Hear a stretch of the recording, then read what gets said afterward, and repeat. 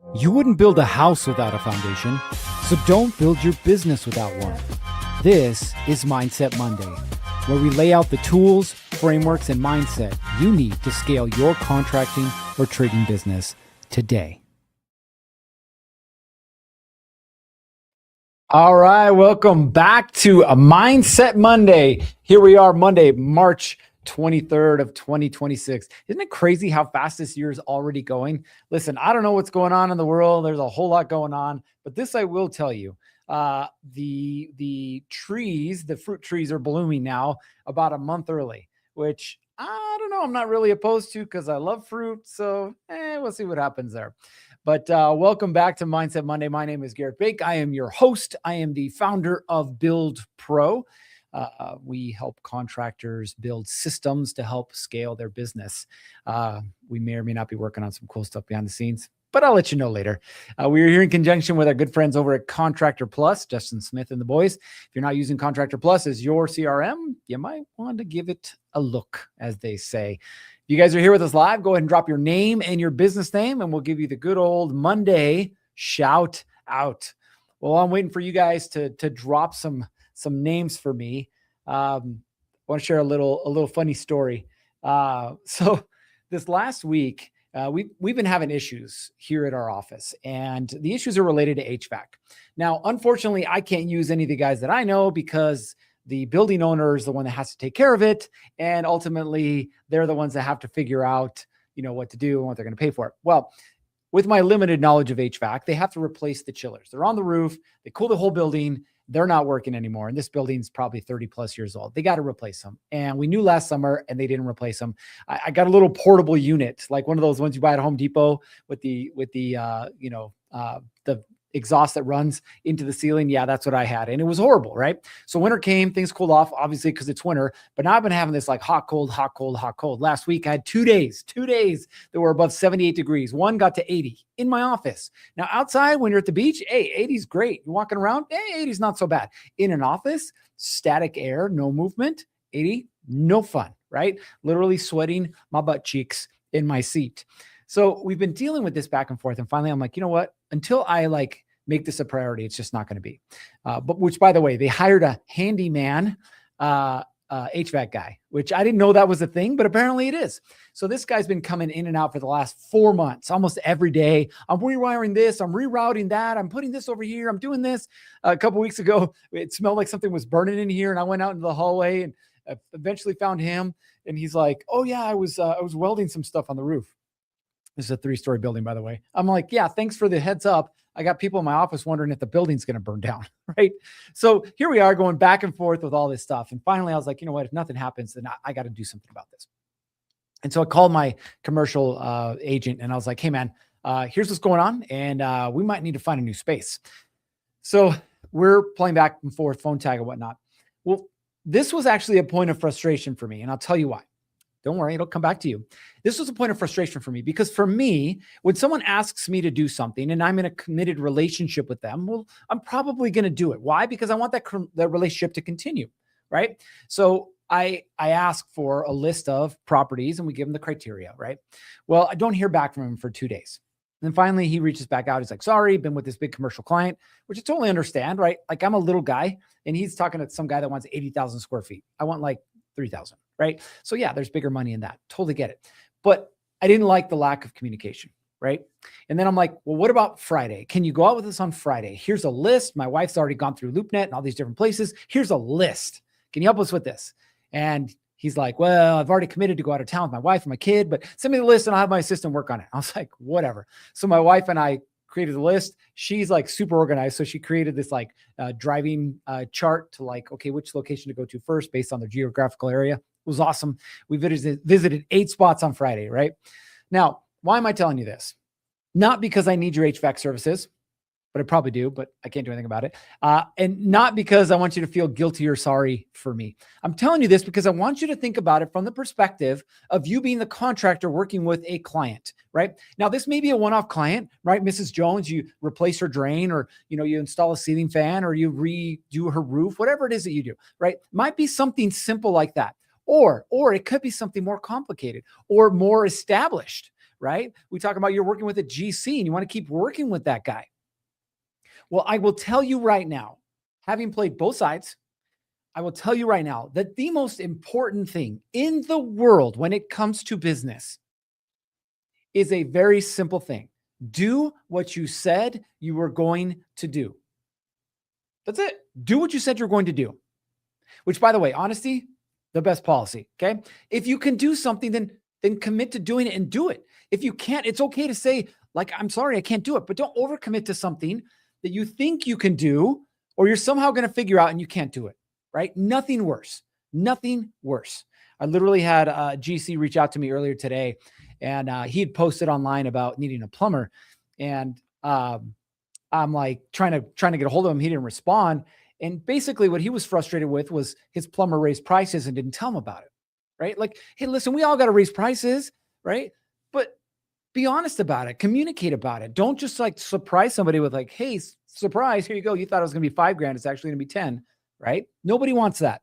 Now, before we continue, let's welcome those who are here with us. We got NSP Construction out of Ironwood, West Virginia. Welcome.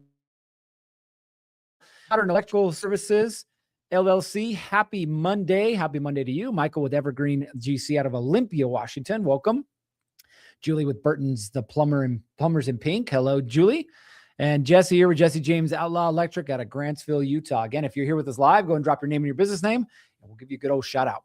Now, today's topic doesn't actually have to do with what I just mentioned to you, but it is super important, okay? Today's topic is related in a way, okay?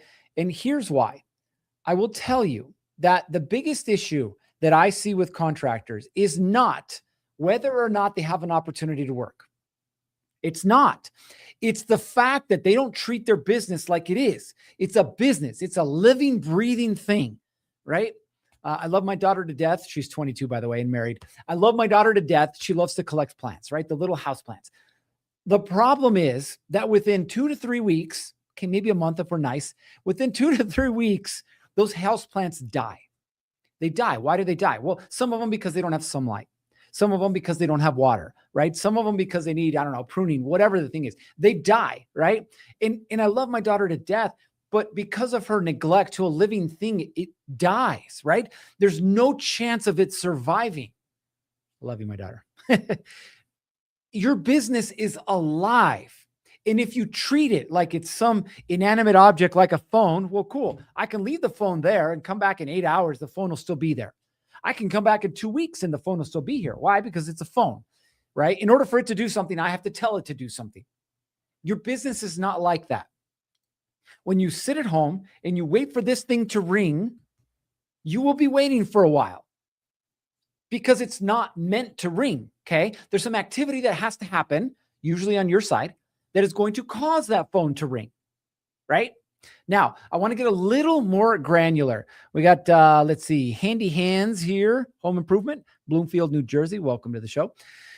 I want to get a little more granular, and I want to talk specifically about follow-up. I had a mentor, his name's Eddie Wilson, and he sold 79 companies in 1 year.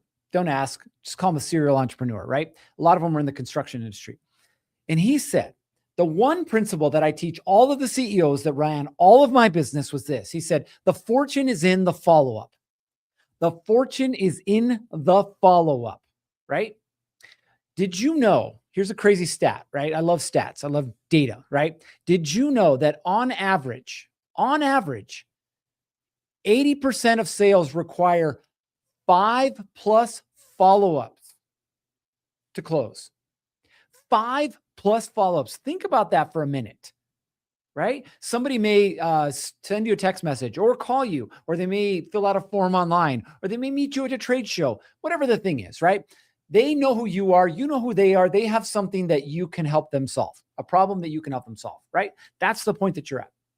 Maybe you've actually given them an estimate, verbal, hopefully not, written in a contract, you emailed it to them, you showed it to them on an iPad, whatever it was, right? 80% require 5+ follow-ups, not just 5+ follow-ups. But on average, a business owner only follows up once, one time. Can you see my finger there? Ooh, here you go. One time. And so you think that by following up once, I did my job. I don't need to do anything else. Because I followed up once, they should reach back out to me. I sent them a phone call. I sent them a text message. I sent an email. Like, they should follow up with me. They won't.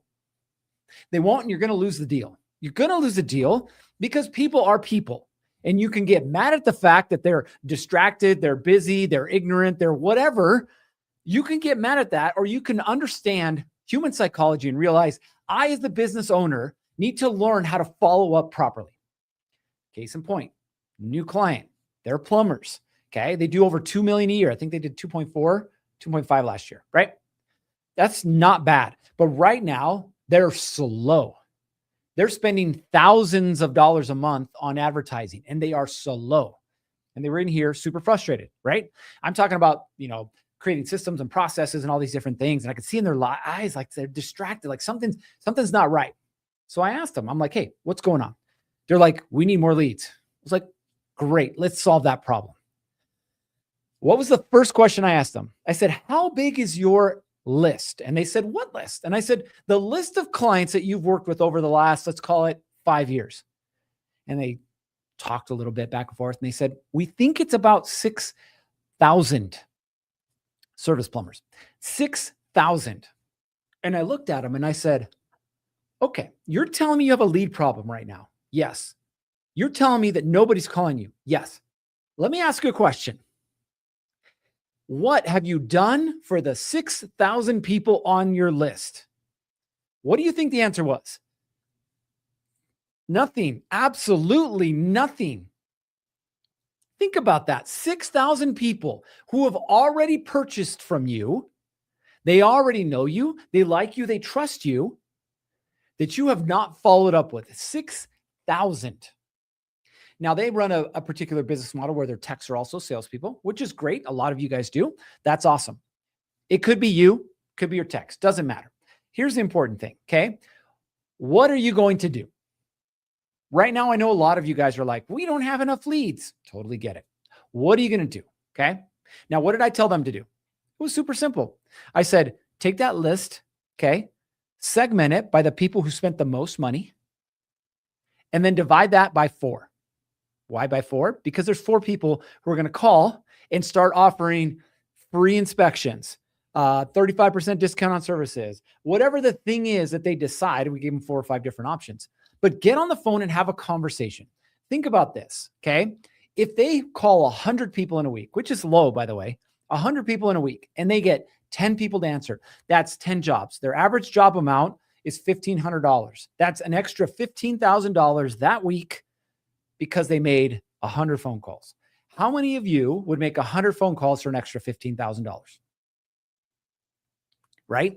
So the fortune is in the follow-up. Give you another example from my perspective, right? So for those that for those of you that don't know, we have a commercial construction company, right? We do framing, paint, drywall. Those are the 3. That's what we do. We recently landed our first deal with a large commercial company. They do about $750 million a year, right? It took 6 months of me having conversations, inviting to lunch, walking jobs that I didn't even have any business walking, all of these different things to land the first job, which was a $15,000 paint job. Super excited, right? Then they sent the requirements. Now, I'm not going to get super deep into it, but this is what I want you to know. In the commercial space, when you're playing with the big dogs, the requirements go through the roof. Insurance requirements. In fact, today they asked me for a pollution waiver. I'm like, a what? Anyway, different conversation, right? But all of this has led to not just that one job, but now they've given us, in the space of 10 days, 6 additional jobs to bid. So when I tell you the fortune is in the follow-up, I'm speaking from experience. I'm telling you what we're doing that works. I'm telling you what we're telling our clients to do that works. And if you don't want to do follow-up, hey, great. You'll always be, I'm not going to bag on the handy guy, but handy manny, right? Which basically means it's you, it's your truck. And when the phone rings, you go out. And when it doesn't, you don't. Okay.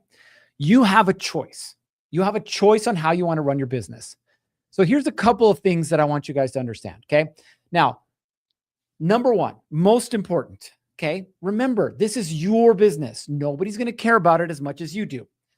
So here's the most important thing. Speed wins. Speed wins, right? We watch sports all the time. Speed wins, right? But speed wins in business too. Are you the first one to follow up? Are you the first one to respond? Are you the first one to say, yes, we can help you, right? I will tell you statistic, right? According to AGC, Associated General Contractors, they said responding within the first hour makes you 7 times more likely to close. I will increase that by say responding within the first few minutes. Somebody calls you, answer the phone. If you can't, for some reason, call back. And if they don't answer, call back again and call back again, right? You need to get them on the phone. They called you for a reason. And it wasn't so they could sell you some new rims for your truck. Hopefully not, right? So speed is of the essence, okay? Number 2, I talked about follow-up, but follow-up in your mind right now, I know exactly what you're doing. You're like, oh, who do I need to follow up with? He said a list of 6,000. Well, I only have 32 clients. Well, who are my 32 clients? Well, which ones are the ones that pay the most? And your mind is just going a million miles an hour in 16 different directions. So slow down, cowboy. Let's do this, okay? Create a follow-up schedule. Depending on the number of either outstanding bids you have out there or people to follow up with that were past clients or bids that you need to submit or have submitted, all these things, right? Break it down and say, okay, what am I going to follow up on and how am I going to follow up on, right? You have to create a process around it. Otherwise, it just becomes organized chaos, okay? It might be, hey, the first one is the next day. What you say is a recap. You send them an email, say, hey, John, who's the estimator with, ABC Construction. John, we sent you the paint bid yesterday, just following up to make sure you got it. See if you had any questions, right? Then day 3, if you haven't heard back, day 3, you're calling them and you're like, hey, John, did you have any issues with the bids? You need us to talk about numbers a little bit. Like, where are we at? What do we need to do? Right. And then day 5, right? You might stop by the office, right? Now, obviously with homeowners, it's a little different, but the point is you have a follow-up process. It's all about the process. Okay. If you already submitted a bid, you were in person, you went to go look at Mrs. Jones' water heater. She says, I'm not really sure. You couldn't close her there. Great. Do you just walk away and never respond back and wait for her to call you? Or are you on it? Mrs. Jones, I appreciate you letting us into your house yesterday. We'd love to come back and see what we need to do to get this going for you, right?